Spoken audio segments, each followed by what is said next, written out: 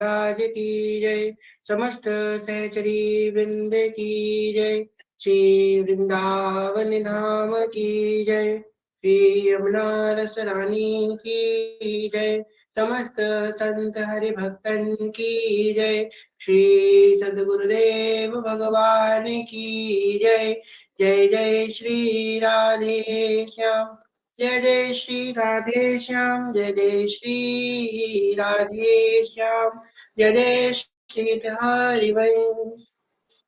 भक्ति भक्त भगवंत गुरु चतुर नाम वपु एक। तिनके पद वंदन किए नासहि बिगन अनेक। जनक सुता जग जननी जानकी अतिशय प्रिय करुणा निधान की। जाके जुग पद कमल नमाऊं तासु कृपा निर्मल मति पाऊं। मखेश्वरी क्रियेश्वरी स्वदेश्वरी सुरेश्वरी त्रिवेद भारतीश्वरी प्रमाणता सनेश्वरी रमेश्वरी चमेश्वरी प्रमोद काननेश्वरी ब्रजेश्वरी ब्रजाधिपे श्रीराधिके नमोस्तुते। ब्रजेश्वरी ब्रजाधिपे श्रीराधिके नमोस्तुते। प्रथम श्री सेवक पद सिरनाऊ। प्रथम श्री सेवक पद सिरनाऊ।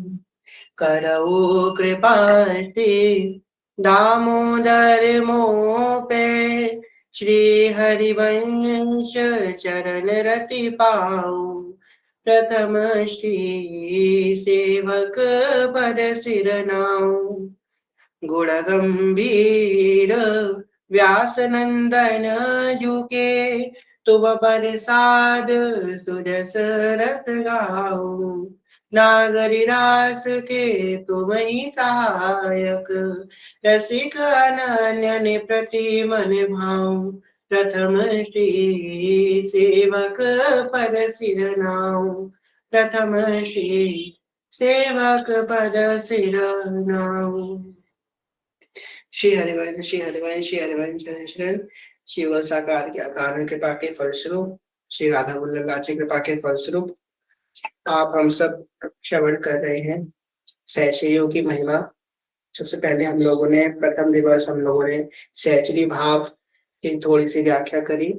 फिर श्री सजनी जी के स्वरूप, श्री सजनी जो कैसी दिखती है, उनका क्या स्वभाव है। फिर कल ललिता जी का सुना। आज हमारी प्यारी शिवंशी अली जी और तुंग विद्या जी का चर्चा सुनेंगे, विशाखा जी के सुनेंगे। इस तरीके से हम लोग धीमे धीमे सहचरियों की महिमा का श्रवण कर रहे हैं। तो सहचरियों की कथा हम सब श्रवण कर रहे हैं, थोड़ी देर के लिए भाव में डूब रहे हैं। अच्छी बात है, कथा सुन रहे हैं, हमको थोड़ा भाव आ रहा है। पर क्या कथा सुनने के बाद हम उसका चिंतन कर रहे हैं कि नहीं कर रहे हैं। पहली बात तो सखियों की जो बात है ना, सखियां प्रेम स्वरूप है। सखियां साक्षात प्रेम की स्वरूपा है। कोई कहेगा प्रेम क्या है, तो ये सखियां हैं प्रेम। प्रेम की व्याख्या तो होती नहीं है, तो हम लोग उसको कथा का नाम नहीं दे सकते कि हम कथा कह रहे हैं या ऐसी कोई चर्चा कह रहे हैं। प्रेम की तो ना ही चर्चा होती है, ना ही उसकी व्याख्या होती है, ना उसकी कथा होती है। ये तो बस एक अनुभव है, ये तो बस एक हृदय की बात है। आप इसको जितना चिंतन करेंगे उतना आप इसमें डूबेंगे।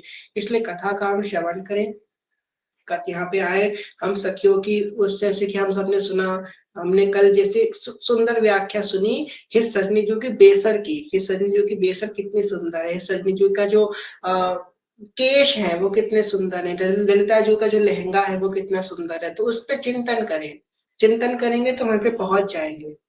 इस तरीके से जो है हमको उस भाव में डूब करके उसका चिंतन करना है। चिंतन बड़ी प्रधानता है।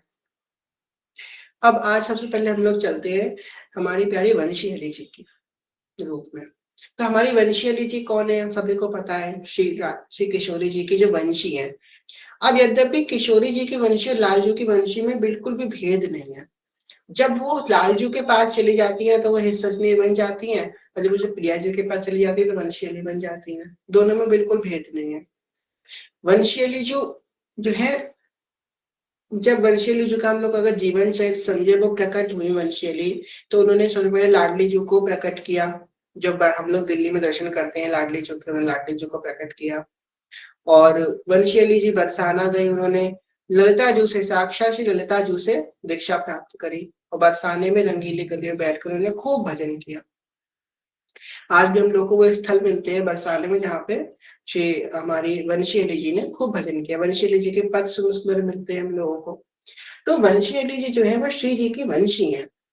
अब श्री जी की वंशी बड़ी मनमोहक है। अब जो हमने बताया कि वंशी दो रूप में रहती है निकुंज में, एक तो सखी स्वरूप में रहती है और एक वंशी अली के रूप में रहती है। वंशी अली का मतलब क्या होता है? अली का मतलब होता है प्यारी। वंशी अली जो श्री जी की प्यारी है, वंशी वंशी अली है, और अली सखी भी होती है। तो जो वंशी है, जैसे कि ये सजनी जो है वो सखी स्वरूप में भी नवनिमित निकुंज में है, और वंशी स्वरूप में जब प्रिय प्रीतम रास करते हैं तो प्रीतम की अधरों का अधरामृत में बैठ करके वो राधा नाम की ध्वनि निकालती है, वंशी अली, वो सॉरी ये सजनी जो। और इसी प्रकार जो वंशी अली जब प्रिया जी वंशी बजाती है, तब वंशी अली जो है प्रिया जी के अधरों का पारण करती हैं। तो वंशी अली प्रिया जी के अधरों बैठी हैं, और हे सजनी जो लाल जी के अधरों बैठी है, पर यद्यपि है वंशी स्वरूप भी है और सखी स्वरूप भी, नौनिमित निकुंज में श्री जी की सेवा कर रही है। वंशी अली जो बहुत सुंदर श्री जी की सखी है, और ये बहुत छोटी सी है उम्र में, ज्यादा बड़ी नहीं है, छोटी सी है। एक मंजरी की जो अवस्था होती है ना, एक मंजरी का जो स्वरूप होता है, बिल्कुल वैसी ही दिखती है वंशेली जी। वंशेली जी नीले रंग का पोशाक धारण करती हैं। वो नीले रंग की पोशाक में सितारे लगे हैं, मानो ऐसा कि नील अंबर वो अपने शरीर पे धारण कर रही हैं।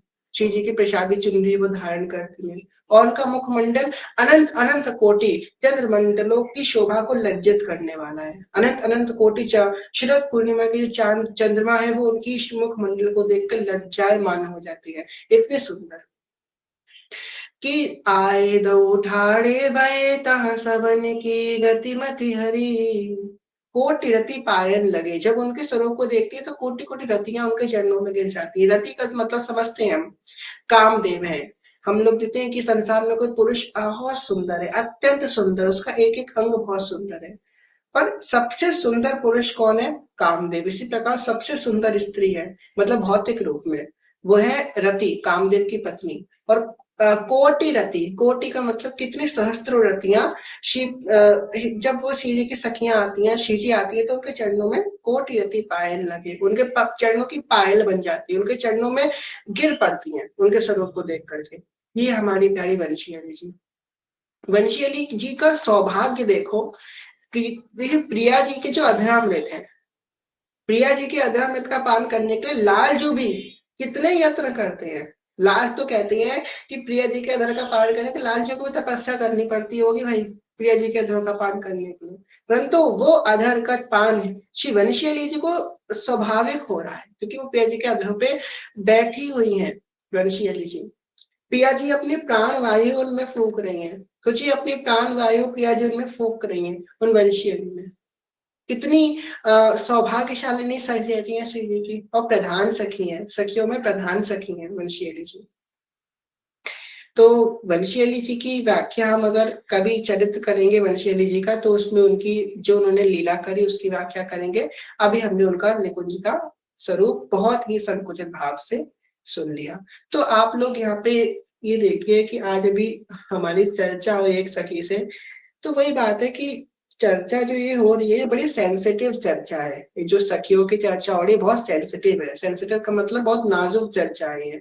हम आपको यहाँ पे खुल के नहीं बता सकते सब कुछ, और आपको क्या बताएं, बोलने को तो हम बहुत कुछ बोल रहे हैं, पर आएगा आपकी उतनी समझ में जहां आपकी श्रीजी ने अवस्था जितनी पहुंचाई है। आपको सब सुनोगे पर समझ में नहीं आएगा। जहां तक श्रीजी ने अवस्था पहुंचाई है भजन की, वहीं तक समझ में आएगा, आगे आपको सब ब्लैंक हो जाएगा। ये यही ये है, बड़ी नाजुक चर्चा है सहचरियों की, बड़ी नाजुक चर्चा है नवनिर्मित निकुंज की, बड़ी नाजुक चर्चा है अष्टयाम की, बहुत नाजुक चर्चा है। अब जब हमारी जब व्याहुला होता है, तो व्याहुला में क्या होता है, लाल जो की वंशी श्री जी को पकड़ा दी जाती है। तो वही जो हे सजनी जो है वही वंशीय अली के रूप में फिर प्रकट हो जाती है। इसी प्रकार से अनेकों और भी ग्रंथों में कथा मिलती है कि व्याख्या फिर हम लोग जब वंशीय अली जी का चरित्र करेंगे अनन्यमाल में, तो हम लोग श्रवण करें। अब चलते हैं तुंग विद्या सखी के पास। तुंग विद्या ललिता विशाखा चंपक चित्रा तुंग विद्या रंग देवी इंदुलेखारु सखी सुदेवी सकल योत हित सेवी। जी हित निकुंज में हम लोग किसकी चर्चा कर रहे हैं? शुरुआत में कही थी हित निकुंज की चर्चा कर रहे हैं, श्री हित निकुंज की, जो कैसा दिखता है? हूबहू सेवा कुंज की तरह दिखता है।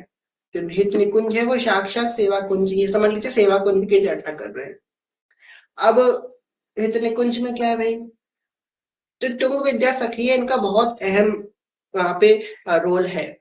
क्यों? क्योंकि तुंग विद्या सखी बहुत सुंदर वीणा वादन भी करती हैं और बहुत सुंदर पदावली गा गा के श्री जी को रिझाती है। अब आपको बताएं जो हमारे पद होते हैं, जैसे कि हमने देखा होगा 84 जी के पद होते हैं, उसके ऊपर एक राग लिखी होती है। हर एक पद के ऊपर एक राग लिखी होती है, हम सब इग्नोर करके चलते चले जाते हैं पर पढ़ते नहीं है। वो एक राग होती है, हर एक राग होती है। जैसे कि अब श्री जी का झूलन आया तो उसमें मल्हार राग गाई जाएगी, जैसे बदरा आ जाए, बादल आ जाए, मेघ आ जाए। अब जब श्री जी को भोग लग रहा है तो उसमें ऐसी राग गाई जाएगी जिसमें उनकी भोग को पाने की जो जो वस्तु है उसको पाने की इच्छा और बढ़े, ऐसी राग गाई जाएगी। अब श्री जी को शयन का समय है तो मंद राग गाई जाएगी। ये रागों की जो राग रागिनियों की जो कला है, राग रागिनियों को जो ज्ञान है, उसमें तुंग विद्या की निपुण है। और हमारे जो रसिकाचार्य है वो तो यहाँ तक कहते हैं अनंत अनंत सरस्वती। सरस्वती माता भी देखिए हाथ में वीणा लेती हैं, बड़े सुंदर ज्ञाता है वो। पर अनंत अनंत सरस्वती माता भी जो है एक तुंग विद्या सखी की तुलना नहीं कर सकती। इतनी निपुण है वो श्री जी की सेवा में। आप देखिए किस प्रकार वो निपुण है श्री जी की सेवा में। अब तुंग विद्या सखी जो है मल्हार राग राग रागिनियों के समूह में, राग रागिनियों के संग श्री जी की सेवा में हमेशा निपुण रहती हैं। कोई उत्सव होता है तो हमारे यहाँ देखिए, हमारा जो हमारा संप्रदाय है तो उत्सव का संप्रदाय है, हमारे तो आए दिन उत्सव होते रहती है। हर बार कोई ना कोई उत्सव, कितने उत्सव है हमारे संप्रदाय में, कितने उत्सव है। तो देखिए कल हम लोगों ने सेवक जी का प्राकट्य महोत्सव बनाया, हरियाली तीज का उत्सव मनाया। आज भी हमारे यहाँ वो, आज हमारे राधा वल्लभ जी सुंदर, कितने सुंदर, किसी ने दर्शन करे और राधा वल्लभ जी कितने सुंदर झूलन पे विराजमान हो रहे हैं।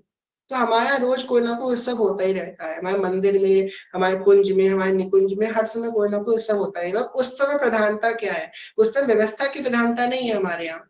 व्यवस्था तो क्या है? कदम की डाल पे एक रेशम की डोर डाल दी, प्रिया जी विराजमान है नहीं, उस व्यवस्था की प्रधानता नहीं है। यहाँ पे राग रागिनियों की, यहाँ पे पदावली की बहुत प्रधानता है।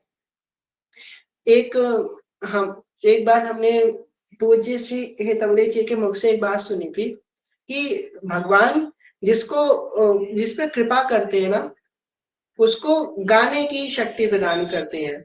गाना गाने की, जिस पे अत्यंत कृपा करते हैं उसको उस गाने को समझने की शक्ति प्रदान करते हैं। तो ये जो तुंग विद्या सखी है, ये गा भी लेती हैं, उस बात को समझ भी लेती हैं। मतलब एक अद्भुत उनके अंदर ज्ञान है उस राग रागनियों को समझने का। अब आप सोचेंगे राग रागनी समझना तो बड़ी आसान बात है, इसमें क्या हो जाएगा? कभी आप एक बार समझ के देखिएगा। आपको हम बताएं, विशुद्ध राग रागनी आप कभी जाएं, तटिया स्थान जाइएगा, ठीक है, वृंदावन में तटिया स्थान में समाज गायन होता है। जो व्यक्ति को संगीत का बिल्कुल कुछ नहीं सुना होगा ना, वो वहां पे जाकर के एक बार बैठ जाए। ऐसे सुंदर राग रागिनियां वहां पे छिड़ती है ना, ऐसे सुर ताल लगाए जाते हैं कि आप सोचोगे हमने जीवन में कभी, आपने तो आज दिन तक कुछ सुना ही नहीं था, आज हमने, हमारे कान ने कुछ सुना है, जो आप वो चीजें सुनोगे वहां पे जाकर के। अब सोचो नौनिबित निकुंज में कितना सुंदर राग रागिनियां गाई जाती होंगी। जो प्रिया जी अष्टयाम, प्रिया जी की सुमंगला से लेकर के शयन तक अनेक अनेकों पद में हम अष्टयाम देखेंगे तो हर चीज का एक पद है, हर चीज का एक राग है। तो हर चीज, चीज शयन कर रही है तो राग, यहाँ तक कि श्री स्नान कर रही है तो उसमें भी एक राग है। जी मंगला आ रही है, अब मंगला में उठी, उनको उठाया गया प्रात कमे समय नव कुंज धार पे ललिता जुलित बजाई बीणा, बीणा की ध्वनि सुनकर श्री जी उठी, धीमे धीमे श्री जी के पैरों को सहलाया गया, उसकी एक राग है। फिर श्री जी उठ के बैठी, उनकी आंखों में नींद भरी, उसकी एक राग है। श्री जी लाल जो गुलमियां दी में बाहर निकल रहे, उसकी एक राग है। वो बैठे उन्होंने भोग पाया, कैसे भोग पाया उसकी एक राग है।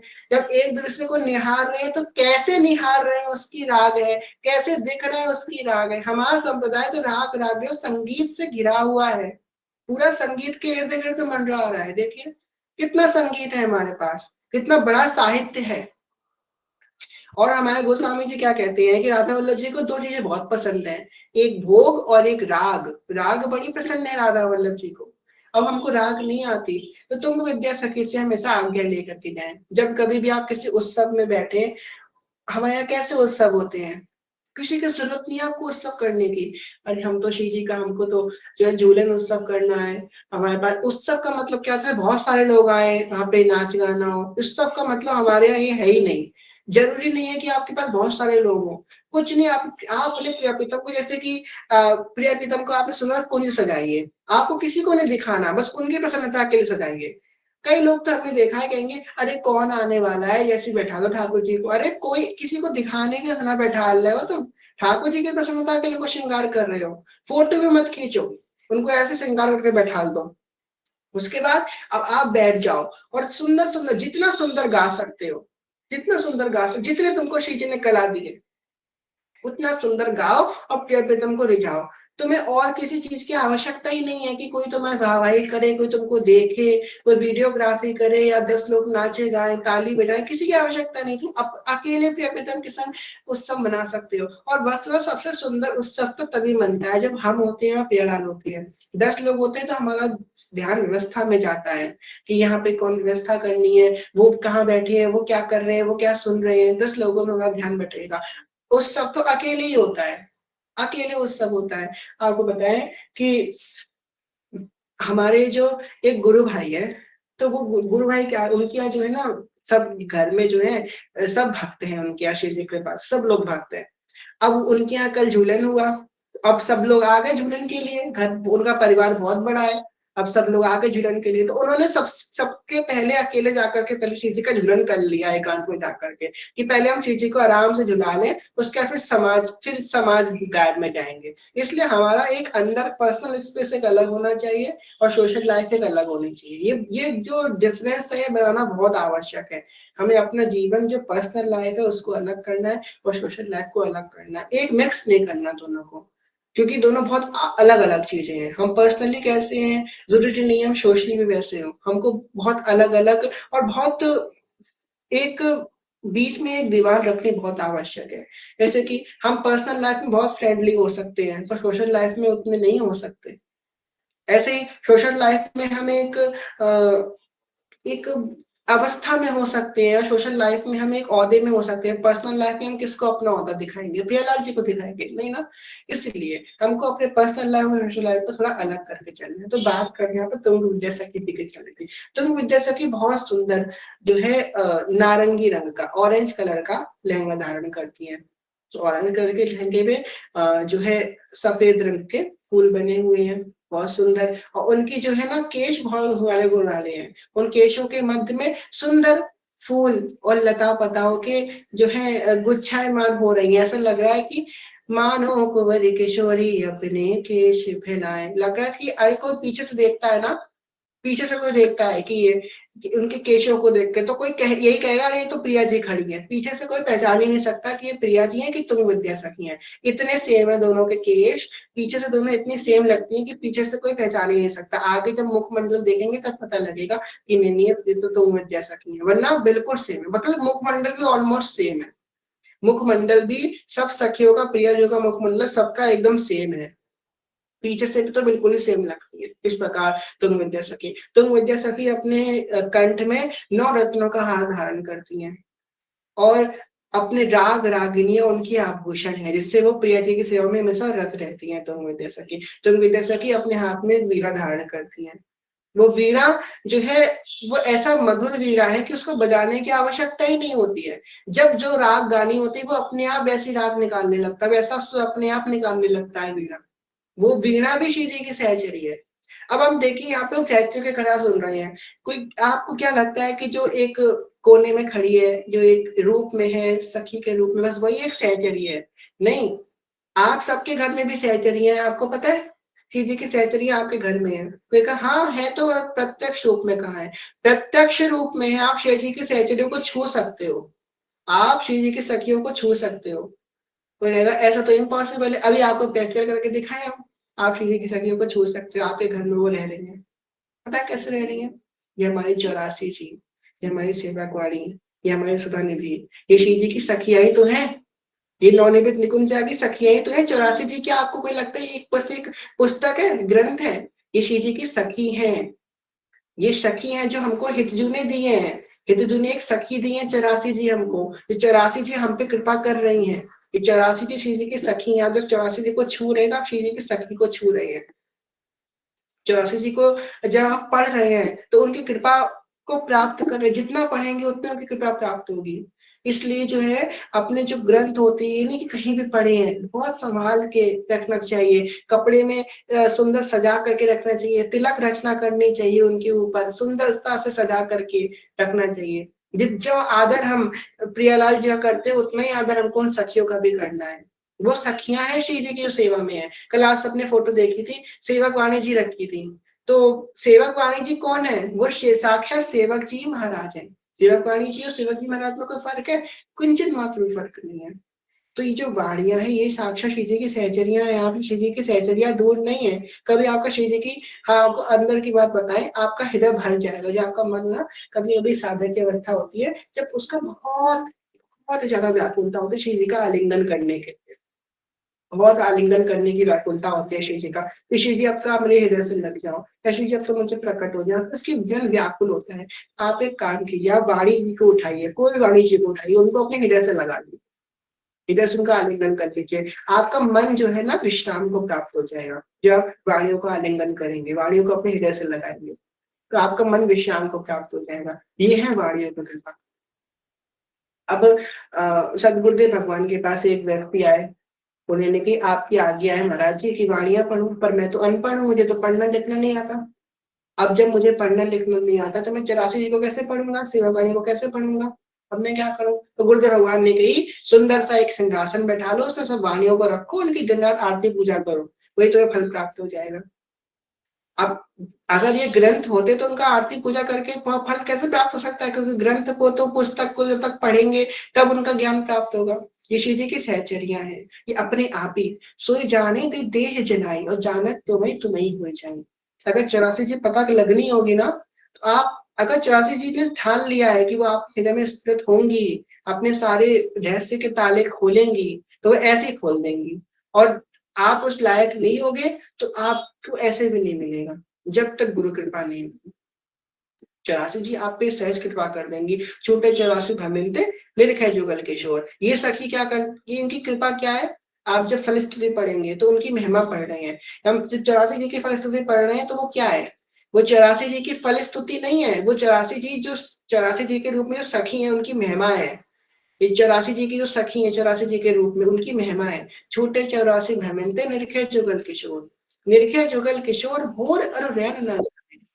जब प्रिय प्रीतम मिलते हैं तो भोर और रैन, क्या दिन हो रहा है क्या रात हो रही है, उसकी बिल्कुल सुधरी रहती है। प्रिय रूप रस मत भयो कछु मन ही ना आने। प्रीतम के रूप रस में ऐसा मतवाला हो जाता है कि उसके मन में और कुछ आता ही नहीं है। एक 84 जी रूपा सखी इस पे कृपा करती है। इस प्रकार सेवक वाणी। और आपको पता है, अगर आप अच्छे साधक है ना, आप अच्छे साधक हैं तो किसी ना किसी एक वाणी की कृपा आप पे अवश्य होगी। 100% यहाँ पे लिख के दे सकते हैं आप पे, अगर आप अच्छे साधक कर रहे हैं ना, एक ना एक वाणी की कृपा आप पे अवश्य होगी। अब वो कैसे प्राप्त करें, कैसे पता चले हम पे वाणी की कृपा हो रही है कि नहीं हो रही है? एक ना एक वाणी ऐसी होगी जिसके पद आपको अपने आप बैठ जाएंगे हृदय में। या वो 84 जी होंगी, या वो सुगंधिदी होंगी, या वो सेवक वाणी होंगी। 1000% हम कह सकते हैं, अगर आप अच्छे साधक कर रहे हैं, एक ना एक वाणी के पद आपके हृदय में बैठेंगे ही बैठेंगे। कोई भी एक वाणी ले लो, और जिन वाणी के पद बैठ रहे हैं उन वाणी को आज जाकर के प्रणाम करना कि आप, हे सखी, आपने मुझ पर कृपा करी है, आपने मुझ पर कृपा करी, इसलिए मैं एलिजिबल हो रही हूँ, मैं इस लायक हो रही हूँ प्याजू के पास जाने के। वो वाणी ने आप पे कृपा करी है, वो वाणी की तरह आपके हृदय में बैठेंगे ही बैठेंगे। ये होती है। कई सखियों पे सेवक जी की कृपा, सेवक वाणी जी की कृपा होती है, कई सखियों पे 84 जी की कृपा होती है, केली माँ की कृपा होती है ना? तो ये वाणियों की कृपा हमारे ऊपर होती है तो हम श्री जी के पास पहुँचते हैं, क्योंकि वाणी क्या है? नाम वाणी जहाँ श्याम श्यामा तहाँ, जहाँ नाम वाणी है वहाँ श्याम श्यामा प्रकट है। नाम वाणी सुनत श्याम श्यामा सुबस, सुबस मतलब बस में हो जाने वाले हैं। तो ये वाणियां भी श्री जी की सहचरियां हैं। तुंग विद्या जी का सुंदर स्वरूप, तुंग विद्या जी अपने उंगली में अपनी एक मुंदरी धारण करती हैं। मुंदरी का मतलब अंगूठी धारण करती हैं। अंगूठी कैसे धारण करती हैं? जो नीलमणि की अंगूठी है, उस नीलमणि की अंगूठी में हमेशा प्रिय प्रीतम का दर्शन करती रहती हैं। क्यों? क्योंकि उनको खोना पड़ता है सेवा में। सेवा में खोई रहती हैं, अपने नेत्र नहीं उठा पाती, तो नेत्र नीचे करके अपनी मुंदरी प्रिय प्रीतम का दर्शन करती रहती हैं। ये प्रिया जो वो सुंदर एक मुंदरी धारण करती हैं तुंग विद्या सखी, और तुंग विद्या सखी से सुंदर सेवा और सुंदर, उनसे ज्यादा कोई सुंदर राग रागिनियां का गान कोई नहीं कर सकता। इसलिए जब भी हम सेवा में जाएं, जब भी श्री जी की पद गाने बैठे, एक बार जोर से बोले श्री तुंग विद्या सखी की जय, उनसे कृपा मांगे और फिर हम श्री जी की सेवा में जाए। फिर आप देखिए उस दिन आपके कितने सुंदर राग निकलते हैं। जो आपको ज्ञान नहीं होगा वो तब राग आप गा देंगे। हमारे बीच में एक सखी है, आज पता नहीं कथा में है कि नहीं, नीलम सखी हमारे ग्रुप में एक है, वो कथा में नहीं है। तो हमारे ग्रुप में एक नीलम सखी है, और वो नीलम सखी क्या हुआ, वो यहाँ पे आई, अब वो राधा नाम गा रही थी। अब उनको ज्ञान भी नहीं है कि वो कौन सी राग गा रही है, और उन्होंने राधा नाम सात सात सुर में उन्होंने राधा नाम गा दिया। उनको ज्ञान ही नहीं है सुरों का, उन्होंने कभी विशेष शिक्षा नहीं ली। जो उनके मन में स्फूर्ण है उन्होंने वो गा दिया। तो जब उन्होंने गा दिया आधे एक घंटे बाद, तो हमने मायका में बोले, सखी कहाँ से सीखा आपने? तो बोली कहीं नहीं। हमने की सखी आपने सात सुरों में राधा नाम गा दिया, और उनको पता ही नहीं है कि मैंने सात सुर लगाया कि मैं 10 सुर लगाया। जो उनके मन में स्फूर्णा है ना, वो गाते रहे। ऐसी कृपा होती है तुंग विद्या सखी जी की। तुंग विद्या सखी ऐसे कृपा करती है। जब कभी आप वृंदावन की परिक्रमा करना प्रारंभ करें, आपको बताती है, जब वृंदावन की परिक्रमा करना प्रारंभ करें, हमेशा पहली बात तो वृंदावन की परिक्रमा जब भी चालू करें, या तो अपने इष्ट के द्वार से, या तो अपने गुरु के द्वार से चालू करनी चाहिए। या तो केरिकों से चालू करें, या तो राधा वाटिका से चालू करें, या तो अपने राधा वल्लभ राज से चालू करें। इन तीन जगह में से किसी एक जगह से आप राधा वल्लभ जी की परिक्रमा, वो सॉरी वृंदावन धाम की परिक्रमा प्रारंभ करें। वृंदावन धाम की परिक्रमा प्रारंभ करें तो सबसे पहले सबका जयकारा करें, और तुम विद्या सखी की जय, क्योंकि अब आपको पूरे परिक्रमा में कीर्तन करते हुए चलना है। तो तुम विद्या सखी देखो आपको कैसे कैसे सामर्थ्य देती है कि आप कितनी सुंदरता कीर्तन कर लोगे। श्री झूलन पधारो, झुकी आए बदरा। जब श्री जी को मनाया जा रहा है तो श्री जी भी राग सुन के ही मान रही है। ऐसो मान नहीं की जय, हट छोड़ो रियरी, तुम तो परम सयानी, हो वृष भानु की नरी। श्री जी भी राग सुन के ही मनोहार कर रही हैं। श्री जी राग सुन के मान को अपने भंग कर रही हैं। अब देखिए राग रागने में कितनी महिमा है।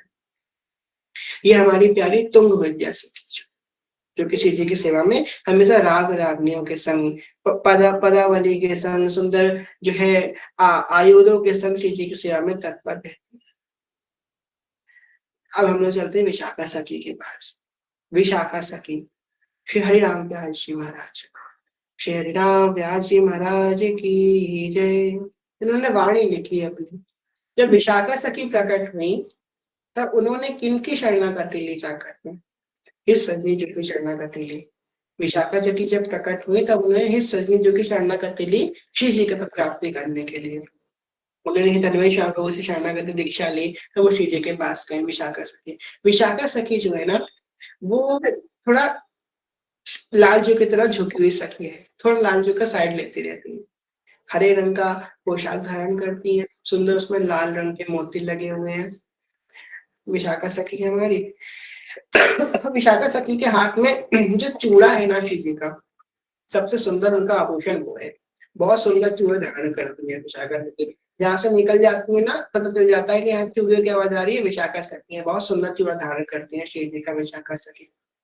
और अलग अलग रंग का चूड़ा, हरा, लाल, पीला, नीला अलग अलग रंग की चूड़ियां, खूब लबड़ा सा चूड़ा विशाखा सखी अपने हाथ में धारण करती हैं। लाल जो की साइड लेती रहती हैं। जब कभी सखियों को बंटना होता है ना, शिव जी की तरफ और लाल जो की तरफ, तो विशाखा सखी तो हमेशा लाल जो की साइड लेती हैं।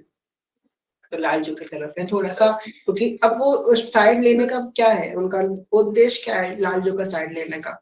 एकमात्र उद्देश्य है कि शिव जी को सुख देना। शिव जी को सुख देने के लिए वो लाल जो की सेवा में तत्पर रहते हैं विशाखा से।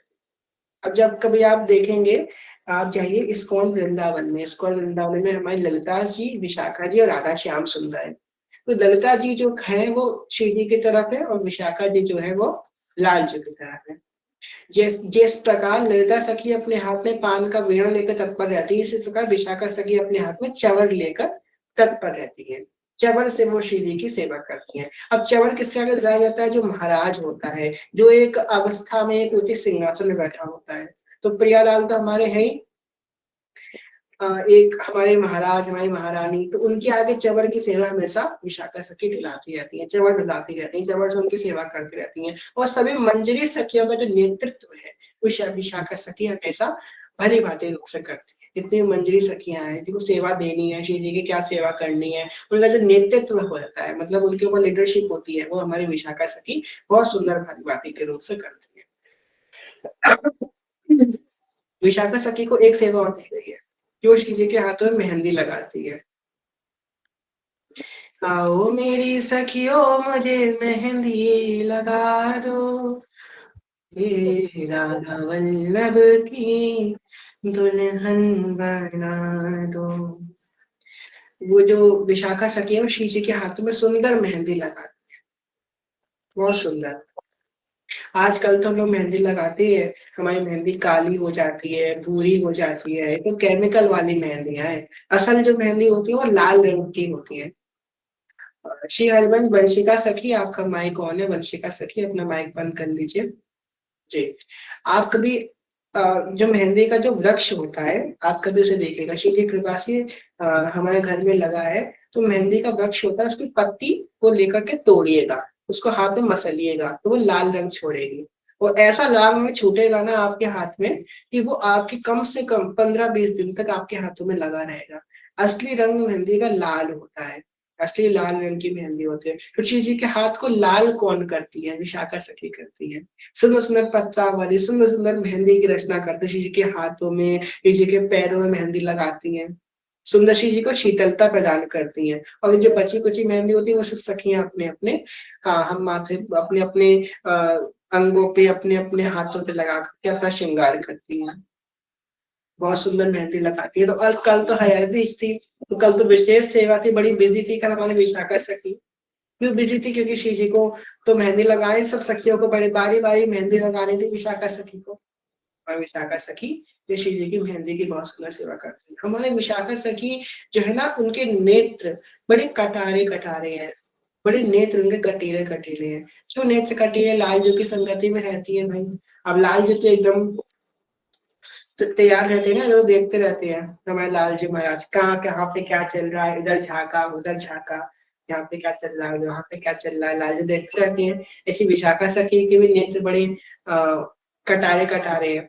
अब ललिता सखी से इन्होंने कांटेक्ट करके रखा है, ललिता सखी से कह दिया है, ललिता सखी ने दिया देखो आप इनकी तो सगी रहना, भाई क्या कर रहे हैं क्या नहीं कर रहे हमको बताते रहना। और लाल जो इस बात से अनजान है, लाल जो को नहीं पता है कि हमारी अंदर की बातें सखियों को कैसे पता लग जाती है। ये विशाखा सखी है जो उनकी सखी बनती है, और ललिता सखी को जाके सब कुछ उनके अंदर की बातें बता देती है, क्या प्लानिंग चल रही है, होली में ये क्या करने वाले हैं आप लोगों के संग, किस प्रकार के आप खेल करने वाले। लाल जी को ये बात पता ही नहीं है, तो हम सब सखियां प्रॉमिस करेंगे कि लाल जी को ये बात नहीं बताएगा, ये हम लोगों के बीच का टॉप सीक्रेट रहेगा, ठीक है। अब कोई बात लाल जी को नहीं बताएगा कि ये विशाखा सखी है, जो उनकी बातें अंदर के अंदर ललिता सखी तक पहुंचा रही है, वह लाल जी महाराज। और लालचू को अगर पता भी चलेगा ना, फिर भी लालचू जो है ना, इस बात को अनजान ही बने रहेंगे, क्योंकि उनको इसमें भी सुख मिल रहा है, इसमें भी सुख मिल रहा है। कि लालजू जो है, लालजू को बड़ा सुख मिल रहा है इस बात में कि हमारी बातें सखियां ऐसे छिपा छिपा के कर रही है, बात तो उन्हीं की हो रही है ना लालजू की। इस प्रकार। और जो हमारी विशाखा सखी वो लालचू का बहुत सुंदर श्रृंगार करती है। लालचू की पगड़ी जो है ना वो वही बांधती है अपने हाथों से। कभी राधा लाल जी की पगड़ी देखिएगा, हमें राधा लाल जी कितनी सुंदर पगड़ी धारण करते हैं ना, कितनी सुंदर पगड़ी होती है राधा लाल जी की। पगड़ी धारण करते हैं भगवान, हमारे पाग बांधते हैं, तो विशाखा सखी उनकी पगड़ी बांधती है। और जब विशाखा सखी पगड़ी बांधती है तो बराबर विशाखा सखी के नैना लालजू से लड़े रहते हैं। बराबर लालजू विशाखा सखी के नैनों में निहारते रहते हैं, विशाखा सखी लालजू के नैनों में निहारती रहती हैं, और वो पाग बांधते हैं एक दूसरे को। जय हो। श्री विशाखा सखी की जय। विशाखा सखी जो इत्र धारण करती हैं, बहुत सुगंधित उनका इत्र है। जब वो किसी कुंज से निकलती हैं तो चंपक के जो पुष्प का जो चंपक लता का जो पुष्प है, वो पुष्प का इत्र वो धारण करती है। जब वो कहीं से निकलती है तो जगह उनकी महक भूल जाती है। हे सजने चंदन का इत्र धारण करती है, ये सजने जो चंदन का इत्र धारण करते हैं, चंदन की सुगंध का इत्र धारण करते हैं। अब कभी भी आपको, कभी आप बैठे हो ना तो आपको एकदम चंदन की महक आने लगे तो समझना ये सजनी जो आई है। गुलाब की महक आने लगे तो ललिता जो आई, गुलाब का इत्र ललिता धारण करती है। हमारे विशाखा जो चंपक लता के पुष्प का इत्र धारण करती हैं, तो गुलाब का इत्र ललिता जो धारण करती हैं, और चंदन का इत्र हमारी हित सृष्टि धारण करती है। जो साधक होता है, जो सहचरी भाव में पुष्ट होने वाला होता है, जब बाड़ी गाओगे तो कभी चंदन की महक आएगी तो कभी गुलाब की महक आएगी। तो ललिता जी और हित सजनी जो आपके आसपास है, कृपा करने के लिए, ललिता जी निरीक्षण करने के लिए आई है। कौन भैया, कहाँ से हो आप? अच्छा, श्री जी की सेवा में, चलो चलो आ जाओ तुम। हे सजनी जो कृपा करने के लिए आती है। अच्छा, इनका रजिस्टर में नाम लिख लो, इनको भी श्री जी की सेवा देने वाली है। हमारी दोनों सहचरिया को कृपा करती है जब हम लोग वाणी का गान करते हैं। तो वाणियों को ही सहचरी मानिए, यही प्रकट रूप में सहचरियां हैं श्री जी की, यही प्रकट में सहचरियां। जब वंची सखी हो सकती है, जब जब चवर एक सखी हो सकती है, जब सिंहासन एक सखी हो सकती है, जब साड़ी एक सखी हो सकती है, तो ये जो दिव्य वाणियां हैं जो निकुंज तक ले जाने वाली हैं, ये सब सहचरियां हैं। जो शरणागत मंत्र है ना वो भी एक सखी है। पता है गुरुदेव ने हमारे कान में वो सखी, कान के माध्यम से हमारे हृदय वो सखी को भेज दिया है शरणागत मंत्र के रूप में। जो निज मंत्र है वो भी एक सखी है, हमारे कान के माध्यम से हमारे हृदय में उस सखी को बैठा दिया है। अब वो सखी हमको गिरने नहीं देगी। ऐसे कहते हैं ना, भूत चढ़ जाता है, ऐसे हमको सखी चढ़ जाती है। लोगों को भूत चढ़ता है, हम लोगों को सखियां चढ़ जाती हैं। शरणागत मंत्र के रूप में एक सखी हमको चढ़ गई है, अब वो हमको चाह कभी भ्रष्ट नहीं होने देंगी। निज मंत्र के रूप में सखी चढ़ गई हैं, अब वो सखी जो है ना हमको श्री जी की सेवा में भेज कर ही मानेंगी। ये राधा नाम के रूप में सखी चढ़ गई, हरवेश नाम के रूप में सरस्वती चढ़ गई है, तो ये चढ़ गई है हमारे ऊपर। लूटो लूटो रे हरि वंश नाम अनमोल, लुटाऊं गली गली हरि वंश नाम अनमोल। ये सजनी जो आपके इधर बैठ जाएंगे तो बताइए पूरा नौनिमित निकुंज यहाँ पे प्रवेश कर जाएगा। इस प्रकार सखियों के विधिक रूप है, उनके विधिक लावण्य है।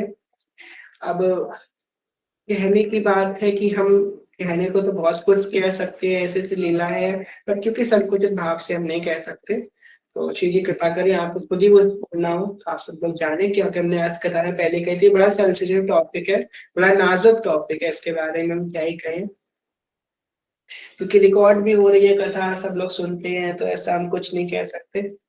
सब लोगों के पास एक्सेस है कि सोच समझ के कहना पड़ता है। तो बस हमको बस यही जानना है यहाँ पे कि सखियों की कृपा से हम लोग प्रियतम तक बहुत सहजता से पहुंच जाएंगे। अनेक अनेक सखियां हैं जो हम पे खूब कृपा कर रही हैं और करेंगे। श्री जी की सखियां हमारे ऊपर कृपा। और अगर आप बताओ, आप में से कितने लोगों ने श्री जी का व्याहुला महामहोत्सव अटेंड किया है एक बार अपने जीवन में? अपना हैंड रेज करो, किसने किसने श्री जी का व्याहुला अटेंड किया है अपने जीवन में? आवाज नहीं आ रही भैया? जी जी, श्री हरिवंश।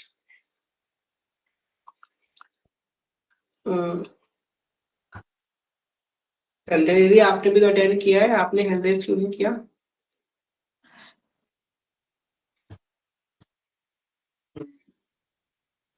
ये है हमारी सखियां, इन सब ने श्री जी का व्याहुला अटेंड किया है। हम्म। जिन्होंने श्री जी का व्याहुला एक बार अटेंड किया है ना, आप समझ लो कि आपका हाथ एक बार श्री जी की सखियों ने अवश्य पकड़ा है। इन 8 सखियों में से कोई ना कोई एक सखी ने आपका हाथ पकड़ा है। एक आप भूल भले गए हो, पर वो सखियों ने आपका हाथ पकड़ा है। क्यों? क्योंकि प्रिया प्रीतम के व्याहुला में सखियां हाथ पकड़ के लेके आती हैं, तभी कोई प्रवेश करता है।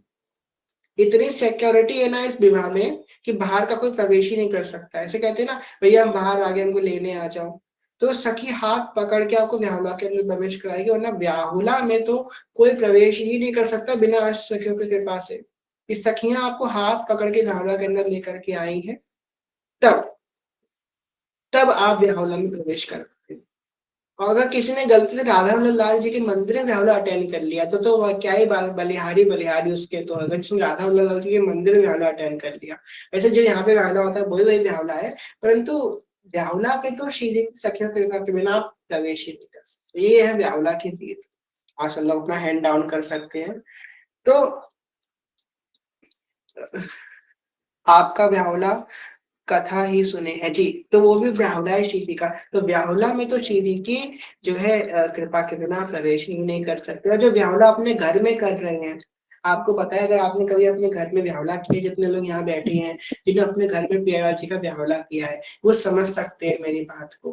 व्याहुला जो हम लोग करते हैं ना प्रियालाल जी का, तो ऐसा लगता है कि व्यवस्था अपने आप बनती जा रही है, अपने आप व्यवस्था बनती जा रही है। हम लोग कुछ करते ही नहीं है, कुछ नहीं करते, वो अपने आप सारी व्यवस्था अपने आप बनने लगती है श्री जी कृपा से। वो आपके वो सब कुछ आने लगेगा, सब लोग अनुकूल हो जाएंगे श्री जी के। हमने कभी किसी के मुख से नहीं सुना कि हमारे घर में प्रतिकूलता है, व्याहुला करते समय बड़ी प्रतिकूलता हो गई, व्याहुला के बाद आ जाएगी प्रतिकूलता। ये ऐसा विवाह है जहाँ पे फूफा नाराज नहीं होते। इस विवाह में कोई लड़ाई करने वाला नहीं होता है, क्योंकि यहाँ पे तो प्रेम की बातें होती है। यहाँ पे कोई नाराज नहीं होता है इस व्याहुला में। इस व्याहुला में तो सब प्रेम ही प्रेम होता है। व्याहुला के में बीच में कभी कोई बाधा नहीं आई। आपको क्या बताए, हम चीजें का व्याहुला गाए हैं, कई बार क्या कोई आ गया, ऐसा कुछ हो गया, पर कभी बाधा नहीं पड़ी। ये बात हम कहेंगे कि श्री जी की सखियां वो व्याहुला को अरेंजमेंट करती हैं।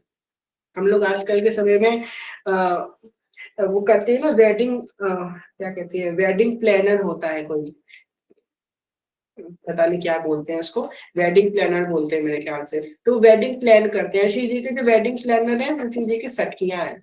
श्री जी की सखियां श्री जी की वेडिंग को प्लान करती हैं, और उनकी प्लानिंग कितनी अच्छी होती है, इतनी अच्छी होती है श्री जी की सखियों की वेडिंग की प्लानिंग, कि उसमें तो कोई खोट निकाल नहीं सकता, उसमें तो कोई गलती आ ही नहीं सकती। इतनी सुंदर वेडिंग प्लान करती है। तो जिसको आता नहीं उसकी बड़ी अच्छी वेडिंग प्लान कर देंगे। इसलिए कभी भी आपको श्री जी के व्याहुला का लिंक मिले ना, आपको दिख जाए कि अरे श्री जी का व्याहुला हो रहा है, कृपया ज्वाइन करें, तो वो मैसेज किसी व्यक्ति ने नहीं भेजा है, वो मैसेज किसी आदमी ने नहीं भेजा है, वो श्री जी की सखियों का मैसेज आया है, आओ चलो व्याहुला में श्री जी के। तो हाँ, कभी भी आप कितने व्यस्त क्यों ना हो, आपको हम बताएंगे, कभी भी आप व्यस्त हो कुछ भी हो, पर अगर श्री जी के व्याहुला की आपको खबर मिले ना, तो भले 2 मिनट के लिए जाना, पर जाना जरूर वहां पे, क्योंकि वहां पे श्री जी की सखियों की अनुपम कृपा लूट रही है, अनुपम कृपा लूट रही है। इसलिए श्री जी की सखियों, श्री जी की व्याहुला में अवश्य जाना, जब की आपको निमंत्रण मिले, भले 2 मिनट के लिए जाओ, पर श्री जी की व्याहुला में अवश्य जाना। यह है श्री जी की व्याहुला की चर्चा। कल कथा में हम लोग थोड़ा अष्टयाम के ऊपर चर्चा करेंगे, क्योंकि सखियों की महिमा की चर्चा करेंगे। उससे पहले थोड़ी देर हम लोग सिद्धांतिक चर्चा करते हैं कि सहचरी भाव के ऊपर। पहली बात तो हम ये सब समझ चुके हैं कि सहचरी भाव क्या है, इसकी महानता क्या है। अब सहचरी भाव अगर आपको मिल रहा है, आप उस मार्ग में भर रहे हैं, तो किस बातों का सावधानी रखनी है, वरना वो लुप्त हो जाएगा। सबसे पहला और विशेष, वैष्णव अपराध नहीं बनना चाहिए। अगर वैष्णव अपराध बना आपसे, मन वचन कर्म 3 प्रकार से बनता है। मन से हम किसी के बारे में गलत सोच रहे हैं तो वैष्णव अपराध बनेगा। वचन मतलब हम मुंह से किसी से बोल रहे हैं तो बनेगा। कर्म से हम किसी को कोई ऐसा कर्म कर रहे हैं इससे इसको दुख मिले, तो वैष्णव अपराध बनेगा। अगर वैष्णव अपराध बन रहा है आपको, तो तत्काल वैष्णव को क्या करना चाहिए, अगर वैष्णव अपराध बन रहा है, जिसको वो बड़ा समझता है, जिसको बड़ा समझता है, चाहे वो उसका गुरु हो या कोई संत हो या गुरु भाई हो, उस तुरंत उसके पास जाना चाहिए, जिसको बड़ा समझता है। हाँ, जैसे वो बताएगा, उसके भाव जो मन में गलत भावना है वो तुरंत नष्ट हो जाएगी। इसलिए हमको जब भी वैष्णव अपराध बने, तो किसी बड़े के पास जाकर के उसके शरण में रहना चाहिए, उसके शरण में जाकर के हमारे मन में सारे विकार खत्म हो जाए। सबसे पहला वैष्णव अपराध से बचना चाहिए। दूसरा, अपने भाव बहुत छुपा कर रखने चाहिए। हम आपको ये सच बात बता रहे हैं कि आपने भाव अपने बताए किसी को, उस व्यक्ति को अश्रद्धा हो गई, अगर श्रद्धा हो गई तो बहुत अच्छी बात है, तो कोई बात नहीं, उसका भला हो जाएगा। हम लोग अपने भाव बता देते हैं कि भाई इसका भला हो जाएगा, इसलिए हम भाव बता देते हैं किसी को। नहीं, भला करने के लिए भाव मत बताओ। अगर उसको श्रद्धा हो गई तो उसका भला हो जाएगा, पर अगर उसे अश्रद्धा हो गई, अरे ये तो कुछ भी बोल रहे हैं, अरे इनका मन होगा ऐसा, मन में ऐसा थोड़ी ना होता है, उसके मन में अगर ये बात आ गई तो उसी क्षण उसके तुम्हारे सारे भाव खत्म हो जाएंगे और उसके अंदर फिर वो भाव कभी नहीं आएगा। इसलिए हमेशा हमको बहुत सोच समझ के अपने भाव किसी के आगे व्यक्त करने चाहिए। अगर आपने समाज में कह दिया, किसी ने अगर तुमने कह दिया ना समाज में, तुमने सभा में बैठ करके एक बार गलती से कह दिया, अरे श्री जी ने मुझे दर्शन दिया था, ये श्री जी मेरे सपने में आई थी, या मुझे 84 जी के पद का मतलब समझ में आने लगा, तुम जो आ रहा था वो भी भूल जाओगे भाई, जो आ रहा था वो भी भूल जाओगे और आगे नहीं आएगा। इसलिए इस बात का बहुत ध्यान रखना है, हमको बहुत बहुत ध्यान रखना है कि हमको कभी वैष्णव अपराध ना बने, और अपनी बात को बहुत छुपा कर रखना, अपने भाव को छुपा कर रखना है। जब तुम अपने भाव को नहीं पचा पा रहे हो, अरे हमसे होता नहीं हम बोल देते हैं, तो अपने भाव को नहीं पचा पा रहे हो तो उनके स्वरूप को कैसे पचा पाओगे? जब वो दर्शन देंगे तुम्हारा क्या हाल होगा? जब तुम उनके भाव को नहीं पचा पा रहे हो, भाव वो कृपा करके दे रहे हैं। जैसे कि एक एग्जांपल ले लेते हैं, यहाँ पे कितनी सखियां बैठे हैं, यहाँ पे हमारे ईशा सखी बैठी है, ईशा सखी, ठीक है, एग्जांपल लेते हैं। हमने ईशा सखी से कोई बात अपने मन की कही, ईशा सखी ऐसी ऐसी बात है, ईशा सखी ने जा करके वो बात सबसे कह दी, तो क्या हम ईशा सखी को दोबारा वो बात बताएंगे? नहीं बताएंगे ना, कहेंगे अरे इसने तो इस समय सबसे बात कह दी, या फिर इन्होंने हमसे कोई बात कही और हमने जाके सबको बताया, ईशा सखी फिर हमको कभी कोई बात नहीं बताएंगे, अरे बोली सखी ने सबसे कह दी। इसी प्रकार प्रिया प्रीतम अपनी आंतरिक बातें हमको बताते हैं, जो भाव देते हैं। प्रिया प्रीतम ने अपने अंदर की बात हमको बताई, क्या बताई कि हमारे तुम ऐसा भाव है, हमारी ऐसी लीला, हमारा ऐसा रूप है, और हमने जाके सबको बता दिया। जब सबको बता दिया तो क्या होगा हमारा, फिर प्रिया प्रीतम दोबारा कुछ नहीं बताएंगे, अरे ये तो ऐसे ही है, इसने सबको बता दिया। आपको बताए, हमारे पूरी दादा गुरुदेव भगवान से बात हुई, दादा गुरुदेव कौन से, जय जय महाराज के जो पिताजी हैं, जय बड़े जय जय से बात हुई। और उन्होंने हमको क्या बताया कि वो जब 13 साल की उम्र में थे, 13 साल के थे, मात्र 13 साल के थे, तब उनकी निज दीक्षा हो चुकी थी और श्री जी की सेवा में चले गए थे। श्री जी के जो राधा वल्लभ जी की सेवा है ना, उसमें वो चले गए थे। वो बोले, हाँ सॉरी, परदादा गुरुदेव भगवान, तो परदादा गुरुदेव ने कही कि जो है वो श्री जी की सेवा में चले गए थे 13 वर्ष की उम्र में। कही उन्होंने कि जब हमको श्री जी के राधा वल्लभ जी के पास जाते थे हम, तो वहां पे जो लीलाएं होती थी, वो लीलाएं हम अपनी माँ तक को नहीं बता सकते। आप सोचो, जो 13 वर्ष का जो बालक है, वो कितना चंचल होता है, कितना उसका मन में गंभीरता कहाँ से आएगी, चैतन्यता कहाँ से आएगी, वो तो बड़ा एकदम जो है चंचल स्वभाव होता है 13 वर्ष के। पर कह रहे 13 वर्ष की उम्र में उनको मना था कि अपने माँ तक को नहीं बता सकते जो वहाँ पे लीलाएं हो रही है, छुपा करके रखना था उनको अपने अंदर। उन्होंने हमसे ये बात कही थी, आज तुम मेरे घर आ रहे हो, हमने तुमसे, तुम मेरे घर की बात जा करके बाहर बताओ तो हम तुमको अपने घर बुलाएंगे, हमने कि नहीं। बोले ऐसे ही राधा वल्लभ जी के अंदर की बात हमें सबको बता दे, राधा वल्लभ जी फिर हमको नहीं बुलाएंगे, कहेंगे ये तो मेरी बात प्रकाशित कर रहा है। किसी तरीके से हमको उनकी बात किसी को नहीं बतानी, छुपा करके रखनी है। उन्होंने हमसे कही कि राधा वल्लभ जी के जो गर्भगृह है उसके अंदर पहुंचते ही एक अलग लोक हो जाता है, एक अलग दुनिया आ जाती है, अलग दुनिया, एक अलग लोक में प्रवेश हो जाता है। तो बातें हम किसी को नहीं, हम बोले हम अपने शिष्यों को तक नहीं बता सकते, ये इतना गुप्त होता है। और जिसको जो जानने लायक होगा उसके मन में वो बातें अपने आप स्फुरना होने लगेगी, जो शिष्य लायक होगा उसे अपने अंदर ये बात अपने आप स्फुरना होने लगेगी। पता है, आप सोचते होगे कि जो गोस्वामी जी होते हैं वो अपने पुत्र को सब कुछ बता देते होंगे, जो उनका शरीर का पुत्र होता होगा, है ना, सोचते होंगे आप लोग तब सब भाव दे देते होंगे पुत्र है मेरा। उनको अपने पुत्र को तक बताने की आज्ञा नहीं है गोस्वामी जी को, पता है आपको, वो अपने पुत्र तक को भाव नहीं बता सकते। वो बस मंत्र दे सकते हैं अपने पुत्र को, शरणागत मन निज मन दे सकते हैं, जो भाव उसके अंदर अपने आप आने, वो अपने पुत्र को भी नहीं बता सकते कि निकुंज में क्या चल रहा है। इतने गुप्त अपने पुत्र को नहीं बता सकते तो अनजान को क्या बताने की बात है। अपनी पत्नी को नहीं बता सकते, अपनी माँ को नहीं बता सकते, इतने गुप्त भाव श्री जी की सेवा के रखे जाते हैं।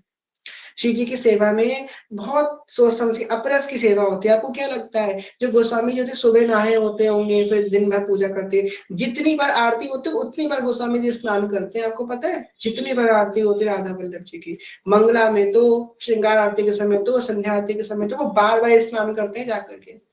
जितनी बार आरती होती है इतना भोग होता है, तो वो स्नान करके पवित्र होकर मंत्र जपने के बाद फिर सेवा में प्रवेश करते हैं। अपरस की सेवा, जब वो नहा के निकलते हैं कोई उनको छुए ना, वो किसी चीज को छुए ना, एकदम पवित्र होकर डायरेक्ट श्री जी के निकुंज महल में प्रवेश करते हैं, तब वो श्री जी की सेवा करते हैं। उन्होंने हमसे कही कि उनके जो पिताजी थे 9 वर्ष की उम्र में, जब वो 9 साल के थे, तब उनको शरणागत मंत्र मिल गया था। सिर्फ 9 साल की उम्र, 9 साल का बच्चे की क्या बोध होता है सोचो। पर दादा गुरुदेव हमारे कितने महापुरुष, ऊंचे महापुरुष है। कह रहे 9 साल की उम्र में उनको शरणागत मंत्र मिल गया था। 1 करोड़ माला उन्होंने, एक करे हमारे पिताजी ने आज्ञा दी थी कि 1 करोड़ माला, 1 करोड़ मंत्र नहीं, 1 करोड़ माला पूरी करोगे तब निज मंत्र देंगे। 1 करोड़ माला पूरी करो। उन्होंने 1 करोड़ माला पूरी करी 9 साल के बालक ने। 13 साल की उम्र तक उनकी ये साधना पूरी हुई, तब उनको निज मंत्र प्राप्त हुआ, और निज मंत्र के बाद ही वो श्री जी की सेवा में प्रवेश कर पाए। अब सोचो, जो हमारे महापुरुष है उन्होंने जिया है इस मंत्र को, जिया है इस नाम को, तब वो श्री जी की सेवा में, ऐसे ही कोई नहीं पहुंच रहा है। या आप ये जो वृंदावन के जो गोसाई जी है ना, राधा वल्लभ जी के मंदिर के जो गोसाई जी है ना, इनको आप सामान्य व्यक्ति मत समझना कि ये कोई मनुष्य है जो श्री जी की सेवा में आ गए। ये श्री जी को निकुंज से उतरी हुई सखियां ही हैं और कोई नहीं है। ये हमारे सूरत गोस्वामी हो गए, नितिश गोस्वामी हो गए, हमारे जय जय महाराज हो गए, हमारे दादा गुरुदेव हो गए, ये आपको, ये युवराज जी हो गए, ये आपको नॉर्मल व्यक्ति मत समझना कि नॉर्मल कोई व्यक्ति है। ये श्री जी की सेवा श्री जी की सखियों के अलावा और कोई नहीं कर सकता। ये श्री जी के निकुंज से सखियां ही आई है श्री जी की सेवा के लिए, वापस निकुंज में चली जाएंगी, बस सेवा करने के लिए श्री जी के अंगों की आई है। ये हमारे जो एक पद भी है, धन धन वृंदा विपिन गोसाई, भोरी सखी ने लिखा है कि धन है वो वृंदावन के गोसाई जो राधा वल्लभ जी के श्री अंगों की सेवा करते हैं। जो हमारे प्राण धन है, उनके श्री अंगों पे, उनके वक्षस्थल पे, उनके चरणों में वो मालिश करते हैं, इत्र उनके चरणों में मलते हैं, उनका श्रृंगार करते हैं, उनकी आरती करते हैं प्रत्यक्ष रूप में। कितने बड़े भाग हैं उनके, कितने बड़े भाग हैं। तो ये हमारे जो वृंदावन के गोसाई हैं।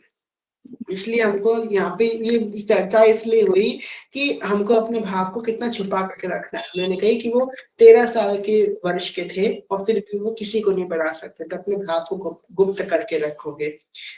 हमारा घड़ा थोड़ा सा भरता है, खाली कर देते हैं, उसे भरने दो, वेट करो, उसे भरने दो, थोड़ा भरने दो। कोई भी पूछे मत बताओ। कोई आपसे पूछे आप कितनी माला करते हो, हमें एक सखी ने बताया, हम तो बेवकूफ थे, हमें तो पता ही नहीं था ये बोलना होता है। आपसे कोई पूछे कितनी माला करते हो, कहते हम गिनते ही नहीं है, ऐसे बोल दो। कभी अपनी माला भी नहीं बतानी चाहिए हम कितनी माला करते हैं, किसी को नहीं बतानी चाहिए। आप कोई अगर ग्रुप में लिखवा रहे, ग्रुप में तो आप सेवा के लिए लिखवा रहे हो, अपने आप अगर किसी को बता रहे हो ना कि मैंने इतनी माला करी है, तो उससे आपका अहम बहुत जल्दी पुष्ट हो जाएगा। अपने मुख से कभी मत बताओ कि मैंने इतनी माला करी है। आप क्या लिखते हो ग्रुप में, आप लिखते हो 11 माला 21 माला श्री जी के चरणों में समर्पित। आपने लिखा आज मैंने इतनी माला करी, बस डाल दिया, नहीं नहीं, पूरी बात लिखते हो श्री जी के चरणों में समर्पित, मतलब आप समर्पित कर रहे हो। तो हमको अपनी माला, अपनी साधना, अपनी आंतरिक भाव तो बिल्कुल नहीं बताने चाहिए। आंतरिक भाव बता दी तो आप गिर गए समझ लो, और कुछ बचने वाला नहीं है। अपने आंतरिक भाव किससे मत बताओ। थोड़ा से भी आपको स्वप्न भी आ रहा है ना, गुरुदेव स्वप्न में आए, श्री स्वप्न में आई, तो किसी को मत बताओ। पर हाँ, अगर ये होता है आपको कोई कंफ्यूजन हो रहा है कि ऐसा स्वप्न क्यों आया, गुरुदेव क्या संकेत देना चाह रहे हैं, श्री जी क्या संकेत देना चाह रही है, तो उस व्यक्ति को बताओ जिससे आपका हृदय कहे कि हाँ, ये व्यक्ति को हम बताएंगे तो मेरे भाव खराब नहीं होंगे, ये व्यक्ति मेरे बात को पचा पाएगा। पचाने का इन द सेंस वो मेरी बात पे विश्वास करेगा, हम जो कहेंगे वो उस बात पे विश्वास करेगा। अगर उसे अविश्वास हो गया तो दोनों की भयंकर हानि हो जाएगी। मेरी बात को लिख लेना, आपके सारे भाव उसी क्षण नष्ट हो जाएंगे अगर सामने वाले को अविश्वास हो जाएगा। इसलिए कभी भी हमें कभी भी जो है, और ऐसे व्यक्ति को बिल्कुल नहीं बताना जिसको अविश्वास हो जाए।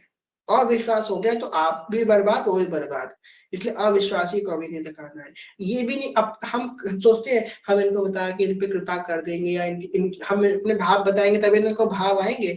आप भाव देने वाले हो क्या? आपको क्या शिव जी ने भाव दिया? भगवान ने आपको भाव दिया है, इसलिए वो उसको भी भाव दे देंगे। भाव देने वाले भगवान है, ना कि आप है भाव देने वाले। आप किसी को भाव नहीं दे सकते, भगवान भाव देने वाले हैं। वो जिससे आपको मिले वैसे उसको ही मिल जाएंगे, आप क्यों परेशान हो गए हो? इसलिए आप ये बात ध्यान रखना कि जितना हो सकता है, पर हाँ ये भी नहीं कि हर ही बात बता रहे हो, नहीं हर बात नहीं बतानी है। जहां आपको संशय लग रहा है कि हाँ क्या होने वाला है, क्या हो सकता है, इसका मतलब क्या हो सकता है, तब आपको जो है वो बात शेयर करनी है, अन्यथा बिल्कुल शेयर नहीं करनी है। कुछ नहीं होगा, फिर वो आपके से आपको बताना बंद कर देंगे, धीमे धीमे धीमे धीमे वो बताना बंद हो जाएगा, ऐसी भावहीन हो जाओगे। इसलिए हमेशा हमको जो है कभी भी अपने भाव किसी के संग शेयर नहीं करने चाहिए। यद्यपि परम स्नेही, जितना भी स्नेही क्यों ना हो, बुराई ले लो किसी से, सुन लो, पर अपने भाव नहीं बताने चाहिए। कोई बात नहीं, अपनी भावना बताओ अपने। आपका संपत्ति है, जब तुम अपने घर की तिजोरी की चाबी किसी को नहीं दे सकते तो अपने भाव कैसे बता रहे हो? कितना भी स्नेही क्यों ना हो, अपने तिजोरी की चाबी दे दोगे अपने घर की? लो भाई, आपने हाथ में लो, जो निकालना हो निकाल लो। कोई नहीं देगा किसी को, तो अपने भाव कैसे दे देते हैं? कैसे पत्ते दे देते हैं हम अपने भाव किसी को? अपने भाव कैसे दे देते हैं? तिजोरी की चाबी नहीं दे रहे हैं तो ये बात बहुत संभाल के रखनी है कि भाव को अपने छुपाओ। एक बार मेरी बात मान के देखो, अभी जो सब भाव बताते हो ना, थोड़े बार छुपा के देखो, अपने भाव छुपा करके देखो। सिर्फ 1 या 2 बार छुपा करके देखना, बस 1 बार मेरी बात मान लेना। 1 या 2 बार छुपा करके देखना, देखना कैसे बढ़ोतरी होगी।